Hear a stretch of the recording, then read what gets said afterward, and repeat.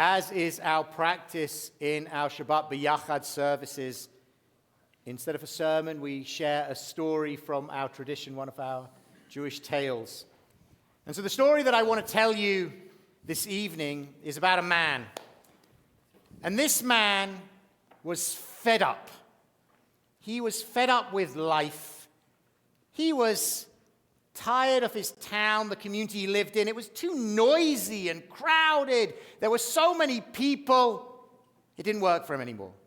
He was fed up with his home. He was always being nagged to do this or to do that. There was always something he needed to achieve, fix, or take care of. He was fed up with that. And he was fed up with his job. If he had to go to that job one more time, it'd be too much. And so he prayed. He prayed for something different, prayed for a change. And an angel appeared to him. And the angel said, "Are you sure you want to leave all of this behind?" And he said, "Yes." And the angel checked again. And he said, "Yes, I need to go. This is too much." And the angel said, "Well, it's funny that you want to leave. Because about a 2 days walk from here is paradise. And so I'm going to direct you the way you want to start walking, and you will find paradise 2 days from here." The man thought to himself, this is perfect. And so that next morning he woke up and he set out on his journey. And he was walking and he was walking. And that night, as he reached a tree, he thought, this is it. I'm going to go to sleep under this tree, and I'm going to take my shoes and I'm going to put them in the direction of paradise so that I know which way I have to go the next morning. So he took his shoes off, placed them on the ground, pointing towards paradise. And with the shoes pointing, he went to sleep. Now, no one knows exactly what happened during the night. No one can account for how this turn of events transpired, but somehow, when he awoke, the shoes were pointing in a different direction, but he didn't know. He'd just been sleeping and he left them. And so he put his shoes back on and started walking towards paradise. We'll put them on properly afterwards. But he kept going in that direction, and he walked towards paradise. And when he got there, he came to the town, and he sat down in the middle of the town. And he looked around himself, and he thought, this is familiar, but my town was noisy and crowded. This town is full of life and joy. Look at all the people going around, singing and dancing and spending time together. And he sat there for a couple of hours just enjoying the town, enjoying the noise, enjoying the people. And then he thought to himself, you know what? If this town looks so much like the town I came from, maybe in paradise there's a street just like my street. And so he walked, and there was a street that looked just like his street. And from the house that looked just like his house, in that street that looked just like his street, a woman came to the door and said, "What are you doing out there? Come on in. It's time for dinner."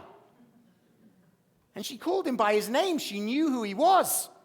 And he thought, wow, they know me in paradise. There's a place for me in paradise. And so he went into the house and he sat down at the table. And what a lovely home he had found himself in. He could feel the warmth of all the people. And the lady, who seemed to think she was his wife, put soup on the table in front of him. And it wasn't like the soup that his wife used to make. The soup in paradise tasted different. It tasted special. And he drank it and enjoyed it, and that night went to sleep content that he had found paradise. And the next morning, when he woke up, he thought, I wonder what I do here now that I'm in paradise. And the woman who claimed to be his wife said, well, you've got a job. You need to go. And he thought, okay, if that's what I have to do in paradise, I'll go to my job. And he went to his job. And while his other job was boring and meaningless, this job suddenly had meaning and purpose. And he enjoyed it and was looking forward to going back to work the next day after a lovely dinner again with this family in this house. And for the rest of his days, no one could convince this man otherwise from believing that he had actually found paradise and was living there in his home.